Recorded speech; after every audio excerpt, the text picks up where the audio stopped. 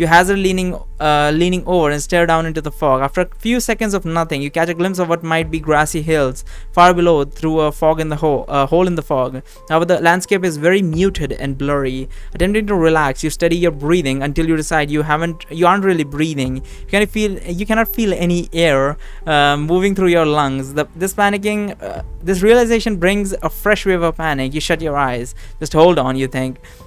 Keeping your eyes shut, you consider your situation. Kalak said to be ready when you come back to the material plane. What does that mean? Are you going to be resurrected? Ready for what? The battle? Yes, champion, there is a battle to come.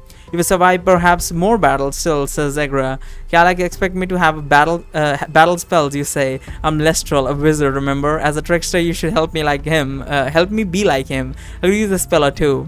Oh, I like the classic fireball or firebolt, says Egra. Yes, you say. That's exactly the sort of thing I like. Which would you prefer? What do you mean what would I prefer? I want both, of course, you say, and whatever other furious combat spells you have tucked away in your divine bodice. We shall focus on one power at a time, don't you think? I don't think that the more power the better. Your thoughts are cut off by a mournful moaning off in the distance that chills your blood. You open your eyes. The fog is still nearly blinding. However, there are more holes offering glimpses to the ground. Leaning over the dragon's flank, you see masses of writhing creatures below, reminding you of maggots. No, they're walking on two legs, you think. It's hard to tell with the blurriness between the ghost world and your home material one.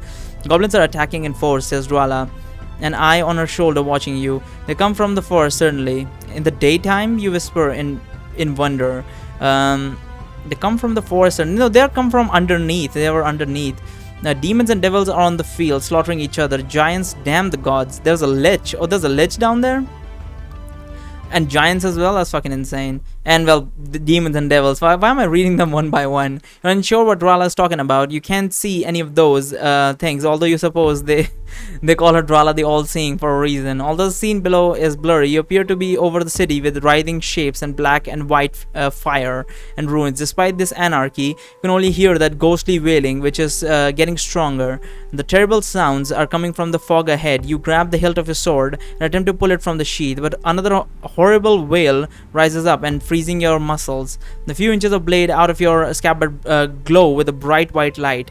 What are those, banshees? Asks Kallax. There must be a dozen or more. Straight ahead, says Drala, patrolling the perimeter. As I fear, the ethereal is guarded, says Kallax. Oh, our boy planted fucking, what is it called? Fucking undead and banshees in fucking ethereal plane. That's fucking insane. The ethereal is guarded, says Kalak. Everyone is still. Even the dragon is keeping his head pointed straight forward. You wonder if they are paralyzed like you are. Egra, do something, you say. The darker shape fits through the fog ahead, followed by another. You catch a glimpse of a bony hand. Steady gold threads, says Drella, her voice low as the witch raises her hand above her head. An eye on top of her hand faces forward the rear of the dragon. It darts from Kalak to you, back to Kalak. The lack of gravity is starting to unseat you. You struggle to get back control of your muscles. Suddenly, all of the fog comes a hideous specter with long white hair streaming out in all directions. You can't tell if this is a man or a woman, or as its face resembles a mummified husk. Maybe it was a human once, but its black, pitiless eyes harbor no humanity anymore. It opens its unnaturally large mouth, flicks out a long tongue and screams. It's a specter or something, I'm guessing. Your vision, I'm guessing it's huge, like it's bigger than the dragon. That's what I'm thinking. It's like a big ass hair and everything, white hair and just like dark eyes and shit. Your vision dims as fear crushes down on you. More of these monsters emerge from the fog, screaming, the tongues lolling. Just as you feel you're about to lose consciousness, Egra's voice pulls you back. With me, you shall not succumb to the wail of the banshee as most do. Oh, it's a banshee. I thought banshee were female. As one, the monsters snap their necks in a unison, all now fixated on you, their gazes that of fury. Egra may have saved you from the blackness threatening to take you, yet you cannot bring yourself to move. Steady, we must gain as much ground as we can. Are we moving? We must retreat. You want to say these words, but you cannot speak. The writhing mass of monsters untangled and sweep towards you. At least 6 of these horrors. You cannot close your eyes. Just as they're about to reach the front horn of the dragon, Drala snaps the fingers of her raised hand.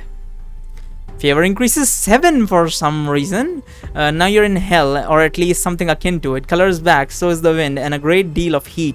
Fire leaps up around you as smoke chokes your lung. There's the unmistakable oh, we had to step outside the ethereal plane because he put guards in there. Fire leaps up around you as smoke chokes your lungs, and there's the unmistakable changing clanking of steel on steel mixed with the screams of the dying and the desperate. A massive monster that you can only see partially below the smoke soars over you. What monster could be that big? Below, a horned demon with a massive bat wing strafes the ground, swinging a multi-tailed fire whip, shredding soldiers and goblins alike. Of what you can see through the smoke, there are only ruins with men and monsters fighting each other desperately as they step over and slip upon bloody corpses under their feet. On the bright side, at least you can move again. Goldtread's wheels in the air. Okay. Directly ahead is a mound of rubble covered with shrieking goblins. One of them rides a warg. The goblin's face turns ashen as it beholds the dragons you ride upon. He carries a bow that he now draws back. A giant stands up the very moment of the rubble pile. He hurls debris down at some unseen target on the other side. Whoosh! A jet of fire blasts forth from Goldtread's gaping jaw, engulfing the entire mound of rubble, including the goblin and the giants. You pass over this carnage, intense heat rising up. Horned fiends march ahead, bristling with blood-splattered armor, long cruel weapons. They spin around and look up at you, eyes large with rage, maybe it's surprise. Goldtread opens his jaws and spew forth a gout of bright yellow fire, incinerating all. Is this like fucking Game of Thrones again? Apparently demons are not immune to fire, you think. You're thinking of devils, says Egra. Most devils are quite fond of fire, while most demons are not. Save your breath, Goldtread, shouts Kalak as she points to the side and barks a strange word. A concussive shock bursts out through her around her hand, pushing you back. Why? Wait. I have a question, by the way. Why is I can understand Kalak jumping in on this fight, but I don't quite understand why exactly is what's her name? Drala is jumping in this fight just because she has a favor. She owe a favor to Kalak or something. Or maybe like she's just friends with Kalak or something. Like I don't quite get why is she so invested in this. Like she clearly knows this is a very dangerous situation. I guess she just hates fucking our boy Godslayer Anuxius, I suppose. I would rather hope that we don't end up killing Anuxius or something like that. I would rather let him stay alive. Anuxius was if you ask me, Anuxius was way better of a character than the fucking Rooster is. Despite the fact that his Rooster is way more explored, I much prefer our awkward, clumsy wizard. Way better. And now he's a necromancer too, so that's even more epic. Concussive shock bursts out around her hand, pushing you back. You track where Kalak is pointing, see a flying demon erupt with a spurt of blood as his wings are severed in a flash. You watch the failing monster spiral down. Near where the demon is falling, you spot a giant, perhaps as tall as 3 men, beside a huge... I was thinking giants as in like several stories tall or something. Beside a huge, gangly, wart-strewn monster, what you think is a troll. The troll grasps a bloody 2-handed sword in one hand. One huge claw. Nearby, a group of goblins is leaping up and down, pointing at you. The giant reaches down and grasps a slab of rock that has fallen off at the foot of a ruined building. Your attention is pulled by a deafening roar. A massive crimson red dragon circles above. Its head and face is armored by thick scales and horns. The dragon's terrifying eyes are set upon your party, and he appears to be preparing to dive. You're buffeted by another pulse as Kalak shoots forth another blast from her fingertips. Goldriel looks up to the dragon above, shouts something in what might be draconic as you wheel in the air, perhaps preparing for the attacks from above. The witches prepare spells, their hands glowing. My father favors her. What shall we smite? Ask Egra. It would seem that Egra is ready to impart upon you some combat spell. What do you plan to target? I think the giant picking up the slab of rock, because he's probably going to be hurling it while we're fighting the fucking dragon. I'd rather not get knocked off or like crushed by the fucking slab of rock. So let's go over the slab of rock giant. You turn your attention to the giant on the ground and his foul companions. Fireball or lightning bolt, champion, says Egra. I mean, a giant is not stone giant. It is the giant. I think lightning bolt would be better because it would like freeze up his muscles or something. We'll go with lightning bolt. Power tingles up into your fingertips. Instinctively point your finger at the giant, hoping that aiming a lightning bolt is too little different than aiming a bow. The tingle intensifies and suddenly discharges. Crack. Blue lightning flashes out in a distance, forking. One fork strikes the giant in the chest, punching a smoldering hole through him. as he's hurtled back. Other forks strike the ground nearby, inserting the leg of one of the goblins and scattering the others. The troll flees. There are the flashes of white and blue in your peripheral vision, probably Kalak, Drala and Calax slinging spells at the dragon. Yes, you shout. Enjoy sweet lightning, and your victory shout is cut off as the dragon beneath you bangs to the side violently. You catch a horn of the Goldreed's back as you plummet. Your breath is taken away by massive heat as a massive sheet of flames roar past you. Yeah, it's probably not a good idea to breathe when flames are getting flung around everywhere. It's probably, if you breathe in the fire, your lungs will be fucked. You won't be able to breathe. The red dragon swoops dangerously close. Your enemy's mouth is open wide, his sharp teeth the length of swords, his wings shredded with holes. It's somehow still able to keep his massive, scaly body afloat. The red dragon shouts something in what is probably draconic. His voice is low, thundering, and taunting. Hold on, shouts Kalak, as though you need her to tell you this. Goldred dives again, and you duck as the red dragon grasping claws just miss you. I think the best option would have been when we got flung off the dragon a little bit. We should have just let go and used Featherfall to get on the ground. I think it would be, and then just revert back to our normal form. I don't think it's a good idea to stay with the fucking witches for any longer than we have to. And the situation on the ground is not much better, but at least get out of the fucking combat situation. It's not like you're gonna be able to aid our boy, what is his name? Nuxius in his fight with these two, but sure, whatever, do whatever you want. You're rocked by the force of Kalak's spells. The red dragon recoils as he struck. Fast blurring shapes, arrows whip up at you from below, but then ricochet away by an invisible shield that appears to extend around the entire dragon. Goldred swerves as now flying directly at the red dragon. Kalak and Drala block your line of sight, and if you lean over, you might have a clear shot with the lightning bolt.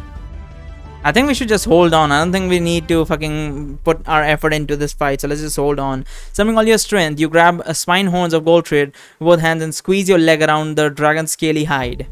Wham! The whole lot of you crash into the red. The two dragons thrash violently. You catch a glimpse of the red dragon's neck and Goldred's jaw. You're knocked over from your seat and you're now hanging over the side, holding desperately to Spinal's horns.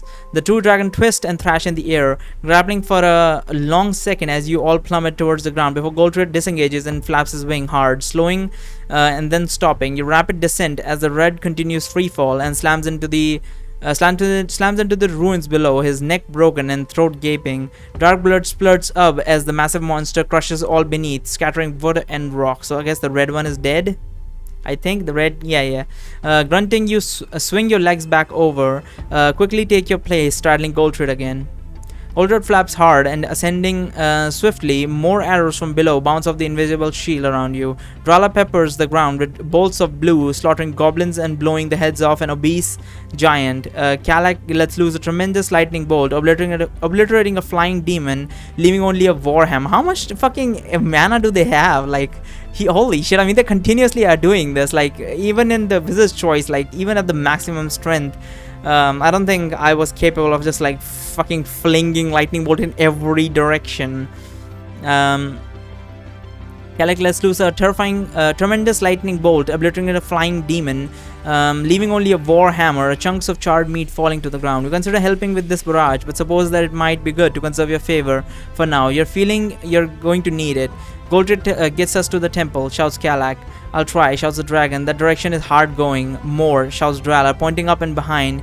You turn to see what one of the witch's many eyes must have spotted. A man in black and red armor rides upon a flying dark horse. What type of fucking Dullahan or something? Horse is huge, at least double the size of a normal war horse. The horse's hooves and mane are alight. It's Ghost Rider's horse. The horse's hooves and mane are afire, and his eyes and mouth glow bright red. You see no wings upon this flying monster, only thick black smoke pouring off in a trail behind it. The man rides his horse is also huge, at least at perhaps twice the height and bulk of a normal man. Even from here, his plate mail appears absurdly thick and heavy. He wears no helm, revealing reddish skin along a curved horn jutting up from his head. He carries a massive mace, the head of which glows with what strikes you as an anti-light, sucking the color from the world around it. 6 succubi, 2 of them fully armored, 3 partially nude, 1 completely naked, fly alongside the horse rider as though providing escort. Oh, for fuck's sake, it's Galmagus. Oh, Galmagus showed up. I think he's here because I killed one of his succubi, I'm guessing.